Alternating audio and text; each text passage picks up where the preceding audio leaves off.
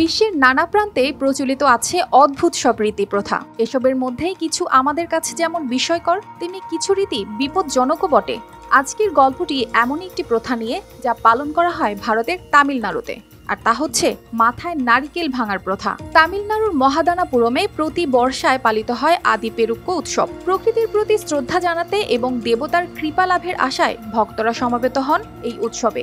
এই উৎসবের অন্যতম প্রধান আকর্ষণ হলো মাথায় নারকেল ভাঙার প্রথা। ভক্তদের বিশ্বাস, মাথায় নারকেল ভাঙলে তাদের অতীতের পাপ থেকে মুক্তি পাওয়া যায় এবং পরিবারে শান্তি আসে এবং দেবতার আশীর্বাদ লাভ হয়।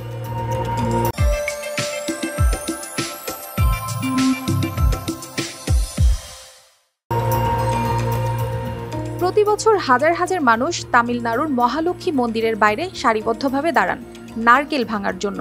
ভিডিওতে দেখা যায় একটি পুরোহিত দল ভক্তদের মাথা ধরে রাখেন আর অন্য একজন পুরোহিত ভক্তদের মাথায় নারকেল ভাঙেন। এই আচার চলাকালীন অনেক ভক্তের মাথায় আঘাত লাগে, এমনকি কারো কারো মাথায় সেলাই পর্যন্ত করতে হয়। এই প্রথার একটি আশ্চর্যজনক দিক হলো, অনেক ভক্ত আহত হলেও চিকিৎসার জন্য ডাক্তারের কাছে যান না। তারা মনে করেন দেবতার রাগ থেকে বাঁচতে হলে তাদের এই আঘাত সহ্য করতে হবে।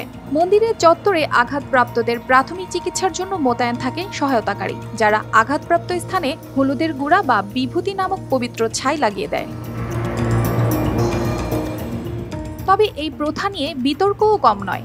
রাজ্য মানবাধিকার কমিশন সহ বেশ কয়েকটি সংস্থা এই প্রথাকে অযৌক্তিক এবং বিপজ্জনক বলে অভিহিত করেছেন। তাদের মতে এমন প্রথা মানবাধিকারের পরিপন্থী এবং তা বন্ধ হওয়া উচিত। তারপরও ভক্তদের চাপে রাজ্য কর্তৃপক্ষ এখনও এই প্রথা পালন করার অনুমতি দিয়ে যাচ্ছে, যা নিয়ে সমালোচনা অব্যাহত রয়েছে। এই প্রথার পেছনে একটি প্রচলিত গল্প রয়েছে। ভক্তরা বিশ্বাস করেন একসময় ভগবান শিবের কাছে সাহায্যের জন্য তারা প্রার্থনা করেছিলেন, কিন্তু শিব তাদের দেখা দিচ্ছিলেন না। তখন তারা খেয়াল করেন নারকেলের 3টি চোখ ভগবান শিবের ত্রিনেত্রের মতো। এই ধারণা থেকেই ভক্তরা নিজেদের মাথায় নারকেল ভাঙতে শুরু করেন দেবতাকে খুশি করতে। অবশেষে শিব তাদের সামনে হাজির হয়ে তাদের ইচ্ছা পূরণ করেন।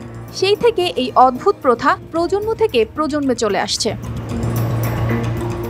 অর্পিতা জাহান, RTV।